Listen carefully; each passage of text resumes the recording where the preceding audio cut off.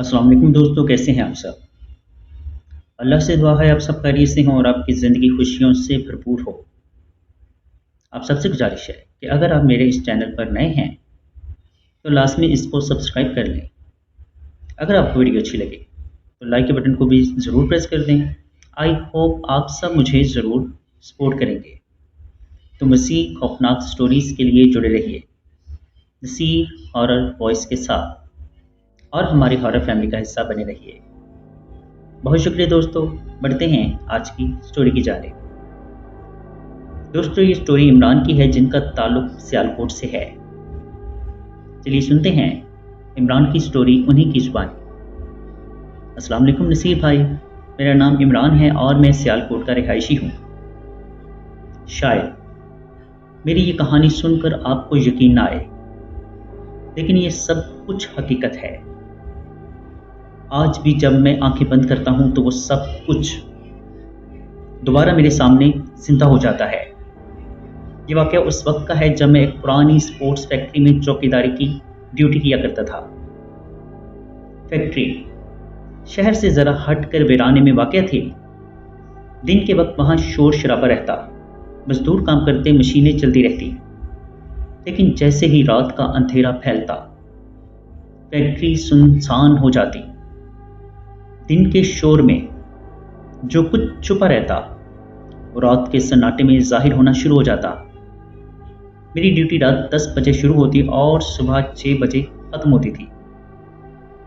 पहले चंद दिन मैं वहाँ गया तो सब कुछ आम सा लगा। बस एक वीरानी और खामोशी थी जो किसी के भी दिल को बोझ डालने के लिए काफ़ी थी। चारों तरफ अंधेरा, बड़ी बड़ी मशीनों के ढांचे जैसे किसी कब्रिस्तान के मकबरे। मैंने सोचा कि सब मेरा वहम होगा, डरने की कोई ज़रूरत नहीं। मैंने जेब से सिगरेट निकाली, एक कश लगाया और कुर्सी पर बैठकर खुद को मसरूफ़ रखने की कोशिश की। लेकिन जैसे जैसे रात गहरी होती गई, मुझे अजीब सा एहसास होने लगा कि जैसे कोई मुझे घूर रहा हो। रात के तकरीबन 12 बजे मैंने महसूस किया कि फैक्ट्री के अंदर किसी भारी चीज़ के गिरने की आवाज़ आई। दिल जोर जोर से धड़कने लगा। मैंने टॉर्च उठाई और हिम्मत करके आवाज़ की सिमत बढ़ा। अंदर जाकर देखा तो सब कुछ ठीक था। मशीनें अपनी जगह मौजूद थीं, लेकिन जैसे ही मैं वापस पलटने लगा, मेरी आंखों के सामने एक साया सा हरकत करता हुआ दिखाई दिया। मैंने फौरन टॉर्च की रोशनी उस तरफ की, लेकिन वहां कुछ भी नहीं था। मैंने खुद को तसल्ली दी कि शायद मुझे वहम हुआ होगा, लेकिन मेरे दिल की धड़कन बहुत तेज हो गई। रात के तकरीबन 1 बजे जब मैं थका हारा कुर्सी पर बैठा हुआ था, अचानक मुझे लगा दीवारों के अंदर से सरगोशियां आ रही हैं। आवाज़ बिल्कुल मध्यम थी, जैसे कई लोग मिलकर कुछ पढ़ रहे हों। मैं कान लगाकर सुनने लगा, लेकिन जितना ज़्यादा तवज्जो देता, आवाज़ उतनी ही मध्यम हो जाती। मुझे लगा ये सब मेरा वहम होगा, मगर जब मैंने इर्द गिर्द देखा तो कुर्सी के नीचे ज़मीन हल्की हल्की कपकपाहट के साथ लरसती हुई महसूस हुई, जैसे ज़मीन के अंदर कुछ हरकत कर रहा हो। तकरीबन रात के 2 बजे फैक्ट्री के अंदर से अचानक जोरदार कहकहों की आवाज़ें आने लगी। वो आवाज़ें ऐसी थीं कि जैसे कई लोग एक साथ मिलकर हंस रहे हों, लेकिन वहाँ कोई न था। मैं पसीने में भीग गया, टॉर्च पकड़ी और अंदर भागा। अंधेरी राहदारियों में मुझे कदमों की चाप सुनाई दे रही थी, लेकिन कोई भी मेरे आगे पीछे नहीं था। कौन है? मैंने जोर से पुकारा, लेकिन जवाब में फिर वही कहे सुनाई दे रहे थे। जब मैं एक बड़े हॉल में पहुंचा तो मेरी आंखें फटी की फटी रह गई। वहां एक मजदूर जैसा शख्स खड़ा था। उसके हाथ में हथौड़ी थी और वो एक पुरानी मशीन पर हथौड़ी से जर्ब लगा रहा था। मैंने सोचा शायद कोई मजदूर अंदर रह गया होगा। मैंने करीब जाकर कहा, ओ भाई, ड्यूटी खत्म हो गई है, اب تم یہاں کیا کر رہے ہو؟ اس نے سر اٹھایا۔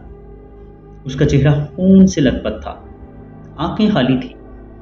میں پیچھے ہٹا تو وہ اچانک غائب ہو گیا۔ میرے ہاتھ سے ٹارچ گر گئی۔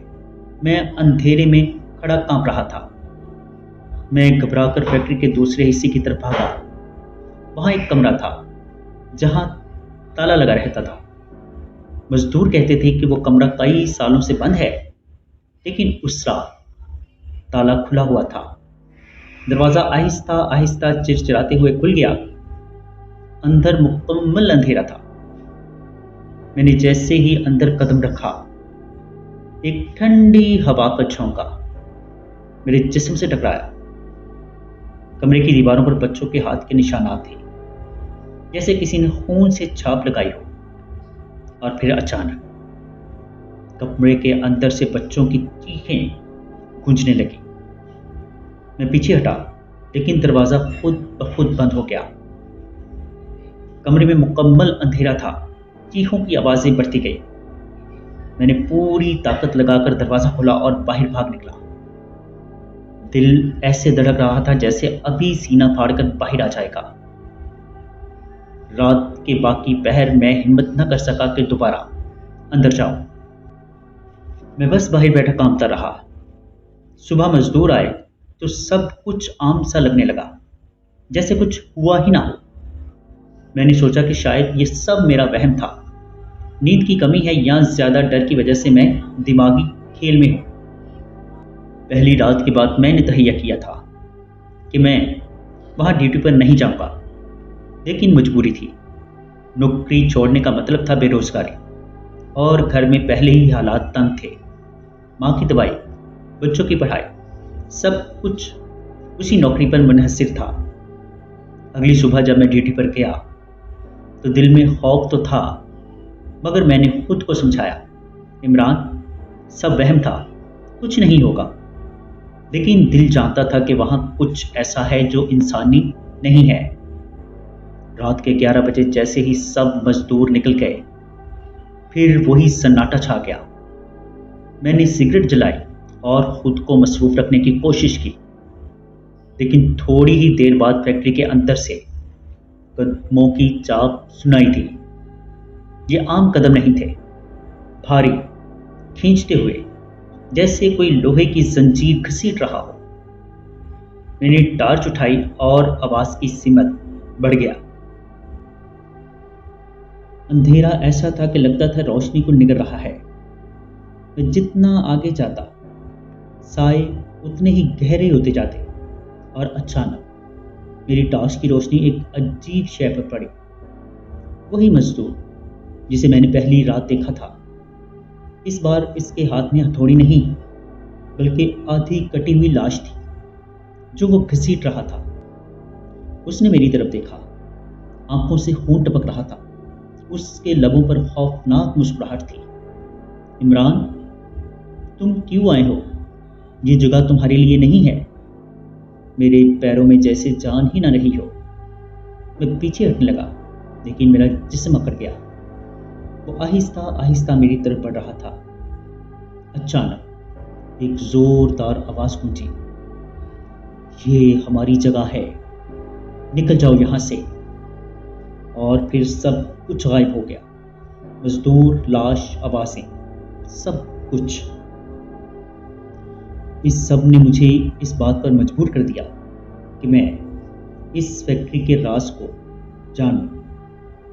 وہی کمرہ جو ہمیشہ بند رہتا تھا، میں نے ہمت کی اور اس کے اندر جانے کا فیصلہ کیا۔ دروازہ اس بار خود بخود کھل گیا۔ اندر وہی ٹھنڈی ہوا، لیکن اس رات میں نے کمرے کے اندر وہ منظر دیکھا جو میں کبھی نہ بھلا سکا۔ کمرے کے بیچوں بیچ ایک بڑا سا گڑھا کھلا ہوا تھا، اور اس گڑھے کے اندر کئی ڈھانچے پڑے تھے، انسانی ڈھانچے۔ ان کی کھوپڑیاں دیواروں سے لٹکی ہوئی تھی۔ میں یہ سب دیکھ کر پسینے میں ڈوب گیا۔ میرا دم گھٹنے لگا، اور پھر ان ڈھانچوں نے ہلنا شروع کر دیا۔ ہڈیوں کی کھڑکھڑاہٹ، بچوں کے کہکہے اور عورتوں کی چیخیں، سب ایک ساتھ۔ اچانک مجھے اپنے کندھوں پر کسی کا ہاتھ محسوس ہوا۔ मैंने मुड़कर देखा तो एक बारिश बुजुर्ग खड़े थे। उनकी आंखों में नूर था लेकिन चेहरे पर उदासी। उन्होंने कहा, बेटा, ये फैक्ट्री एक स्कूल की जगह पर बनी थी।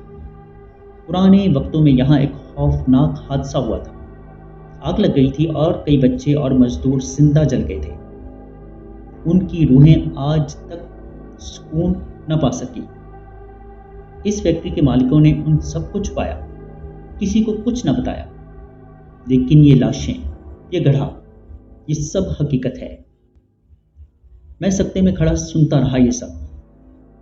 अब तुम भी यहाँ फंस गए हो इमरान। उनकी चीखें हर रात गूंजती हैं। मैंने भागने की कोशिश की लेकिन दरवाजा अचानक बंद हो गया। कमरा अंधेरे और चीखों से भर गया। गड्ढे के अंदर से हाथ निकलकर मेरी टांगों को पकड़ने लगे। मैंने पूरी ताकत से खुद को खींचा। मेरी चीख निकल गई, मुझे छोड़ दो, खुदा के लिए मुझे छोड़ दो। लेकिन उन हाथों की गिरफ्त सबसे सख्तर होती गई। उसी लम्हे मेरे जहन में आया कि मैंने कभी कलाम पाक साथ रखने की कोशिश ही नहीं की थी। मैंने कांपती हुई आवाज़ में सूरह फातिहा और आयतुल कुर्सी पढ़ना शुरू की। अचानक चीखें थम गई, हाथ पीछे हट गए, कमरे का दरवाज़ा खुद ब खुद खुल गया। उसके बाद भी मैं कई रातें ड्यूटी पर गया, लेकिन हर रात कुछ न कुछ नया देखता। कभी औरतें रोती नजर आती, कभी बच्चे खेलते हुए अचानक खून में नहा जाते। लेकिन एक रात जब 3 बजे का वक्त था, फैक्ट्री के सारे दरवाजे बंद हो गए, मशीनें खुद ब खुद चलने लगी, लोहे के पुर्जे फिजा में उड़ने लगे। मैंने भागने की कोशिश की मगर ज़मीन जैसे मेरा साथ न दे रही थी। फिर वही मजदूर सामने आया। इस बार उसके साथ दर्जनों साए थे। सबकी आंखें खाली, सबकी जुबानों से एक ही जुमला निकल रहा था, इमरान, अब तुम हमारे हो। मैंने आयतुल कुर्सी का विर्द शुरू किया। मेरा जिस्म कांप रहा था, आवाज़ टूट रही थी, लेकिन जैसे ही मैंने मुकम्मल पढ़ा, एक जोरदार धमाका हुआ। सारी फैक्ट्री अंधेरे में डूब गई। जब मुझे होश आया तो मैं अस्पताल के बिस्तर पर था। मजदूरों ने सुबह मुझे बेहोश हालत में फैक्ट्री के अंदर पाया था। डॉक्टर्स ने कहा कि मेरा दिमाग शदीद दबाव में है। उसके बाद मैंने वहाँ से नौकरी छोड़ दी। कभी दोबारा उस फैक्ट्री की तरफ न गया। लेकिन आज भी जब रात को 3 बजते हैं तो मुझे वही आवाज़ें सुनाई देती हैं, कह कहे चीखें और वही जुमला, इमरान, अब तुम हमारे साथ हो। जी दोस्तों, कैसी लगी आपको स्टोरी? कमेंट बॉक्स में अपनी राय का इजहार ज़रूर कीजिएगा। अगर आपके किसी जानने वाले के साथ कोई ऐसा खौफनाक या नाकाबिले फरामोश वाक़या पेश आया हो और आप उसे हमारे साथ शेयर करना चाहते हो तो नीचे डिस्क्रिप्शन में मौजूद मेरे व्हाट्सएप नंबर पर हमारे साथ शेयर कर सकते हैं। अपना और अपने घर वालों का बहुत सा ख्याल रखिएगा। मुझे और मेरे घर वालों को अपनी खुसूसी दुआओं में याद रखिएगा। अल्लाह ने चाहा तो मिलते हैं किसी और खौफनाक स्टोरी में। तब तक के लिए अल्लाह हाफिज़।